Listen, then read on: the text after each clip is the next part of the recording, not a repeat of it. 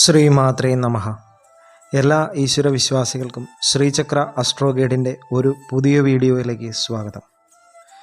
ഹൈന്ദവ വിശ്വാസപ്രകാരം ഏത് കർമ്മവും ആരംഭിക്കുന്നതിന് മുൻപ് ആദ്യം ഗണപതിയെയാണ് സ്മരിക്കുന്നത്. പ്രഥമ പൂജനീയനായി ആരാധിക്കുന്നതും ശ്രീ മഹാഗണപതിയെ തന്നെ.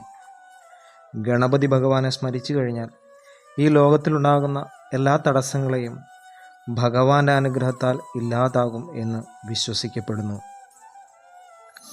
അതുകൊണ്ട് തന്നെ ഗണപതി ഭഗവാന്റെ അനുഗ്രഹത്തിനായി അതിലൂടെ എല്ലാ തടസ്സങ്ങളും നീക്കി ജീവിത വിജയം നേടുന്നതിനായി ജ്യോതിഷ വിശ്വാസപ്രകാരം ഓരോ രാശിക്കാർക്കും പ്രത്യേകമായി ഗണപതി ഭഗവാന്റെ മന്ത്രം ചൊല്ലാവുന്നതാണ്. ഇങ്ങനെ ഓരോ രാശിക്കാർക്കും പറഞ്ഞിട്ടുള്ള ഗണപതി മന്ത്രങ്ങളെക്കുറിച്ചാണ് ഈ വീഡിയോയിൽ ഞാൻ പറയുവാൻ പോകുന്നത്. ആദ്യമായി മേടം രാശിക്കാരുടെ ഗണേശ മന്ത്രം എന്താണെന്ന് നോക്കാം.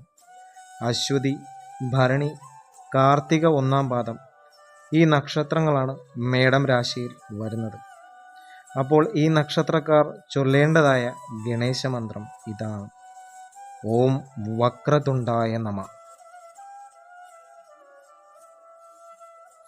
ഇനി അടുത്തതായി ഇടവം രാശിക്കാരുടെ ഗണേശ മന്ത്രം എന്താണെന്ന് നോക്കാം. ഇടവം രാശിയിലെ കാർത്തിക 1/4, രോഹിണി, മകയിരത്തിൻ്റെ ആദ്യ പകുതി ഈ നക്ഷത്രങ്ങളിൽ വരുന്നവരാണ് ഇടവം രാശിക്കാർ. ഇവർ ചൊല്ലേണ്ടതായ ഗണേശ മന്ത്രം ഇതാണ്: ഓം ഏകദന്തായ നമഃ.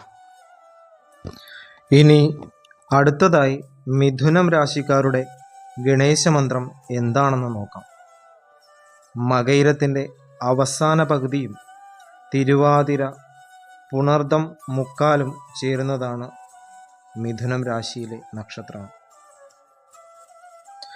മിഥുനം രാശിക്കാർ ചൊല്ലേണ്ടതായ ഗണേശ മന്ത്രം ഇതാണ്: ഓം കൃഷ്ണഹംകാക്ഷായ നമഃ. ഇനി അടുത്തതായി കർക്കിടകം രാശിക്കാരുടെ, അതായത് പുണർദം അവസാന കാൽഭാഗവും പൂയം, ആയില്യം തുടങ്ങിയ നക്ഷത്രക്കാരുടെ ഗണേശ മന്ത്രം എന്താണെന്ന് നോക്കാം. ഓം ഗജവക്ത്രായ നമഃ. ഇനി അടുത്തതായി ചിങ്ങം രാശിക്കാരുടെ ഗണേശ മന്ത്രം എന്താണെന്ന് നോക്കാം.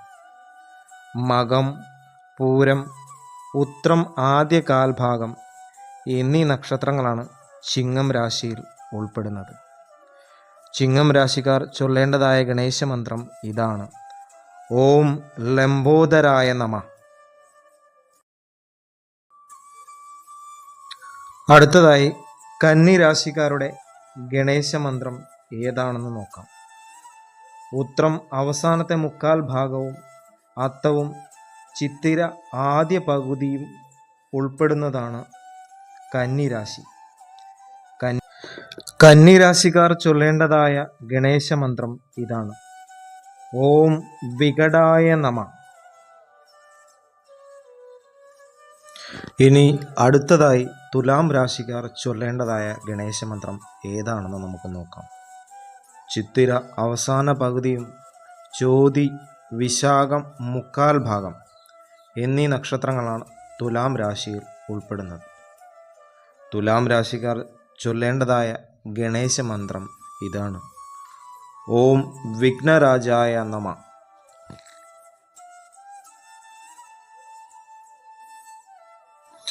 ഇനി അടുത്തതായി വൃശ്ചിക രാശിക്കാർ ചൊല്ലേണ്ടതായ ഗണേശ മന്ത്രം ഏതാണെന്ന് നമുക്ക് നോക്കാം. വിശാഖം അവസാനത്തെ കാൽപാദവും അനിഴവും തൃക്കേട്ട എന്നീ നക്ഷത്രങ്ങളാണ് വൃശ്ചിക രാശിയിൽ വരുന്നത്. വൃശ്ചികം രാശിക്കാർ ചൊല്ലേണ്ടതായ ഗണേശ മന്ത്രം ഇതാണ്: ഓം ധൂമ്രവർണായ നമഃ. ഇനി ധനുരാശിക്കാർ ചൊല്ലേണ്ടതായ ഗണേശ മന്ത്രം ഏതാണെന്ന് നോക്കാം. മൂലവും പൂരാടം, ഉത്രാടത്തിൻ്റെ ആദ്യ പാദവും തുടങ്ങിയ നക്ഷത്രങ്ങളാണ് ധനുരാശിയിൽ ഉൾപ്പെടുന്നത്. ധനുരാശിക്കാർ ചൊല്ലേണ്ടതായ ഗണേശ മന്ത്രം ഇതാണ്: ഓം ബാലചന്ദ്രായ നമ.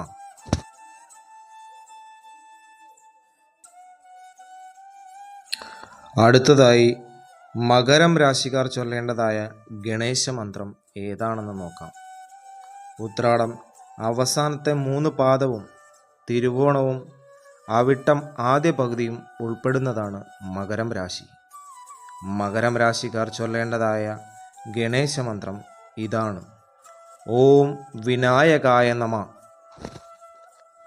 അടുത്തതായി കുംഭം രാശിക്കാർ ചൊല്ലേണ്ടതായ ഗണേശ മന്ത്രം ഏതാണെന്ന് നോക്കാം. അവിട്ടം അവസാനത്തെ പകുതിയും ചതയം പൂരുരുട്ടാതി ആദ്യത്തെ 3/4 ഭാഗവും ഉൾപ്പെടുന്നതാണ് കുംഭം രാശി. കുംഭം രാശിക്കാരുടെ ഗണേശ മന്ത്രം ഇതാണ്: ഓം ഗണപതയേ നമ.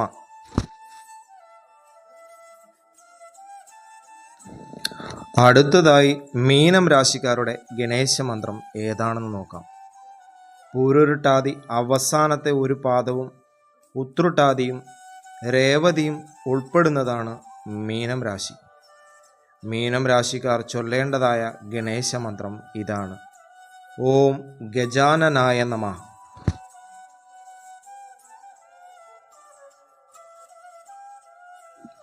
ഇവയാണ് 12 രാശിക്കാർക്ക് വേണ്ടിയുള്ള ഗണേശ മന്ത്രങ്ങൾ. എല്ലാവരും ഗണപതി ഭഗവാന്റെ ചിത്രത്തിൻ്റെയോ വിഗ്രഹത്തിൻ്റെയോ മുമ്പിൽ വിളക്ക് കൊളുത്തിവെച്ച് നിലത്ത് പായയുടെയോ പലകയുടെയോ മുകളിലിരുന്ന് വേണം ഈ മന്ത്രം ജപിക്കാൻ. കുറഞ്ഞത് 108 പ്രാവശ്യമെങ്കിലും മുടങ്ങാതെ ഈ മന്ത്രം ജപിക്കണം. ക്ഷിപ്രപ്രസാദിയായ ശ്രീ മഹാഗണപതി നിങ്ങളുടെ എല്ലാ തടസ്സങ്ങളെയും ഈ മന്ത്രജപത്തിലൂടെ മാറ്റിത്തരുന്നതാണ്. എല്ലാവർക്കും ശ്രീ മഹാഗണപതി ഭഗവാന്റെ അനുഗ്രഹം ഉണ്ടാകട്ടെ എന്ന് പ്രാർത്ഥിച്ചുകൊണ്ട് നിർത്തുന്നു. നന്ദി. ശ്രീ മാത്രേ നമഃ.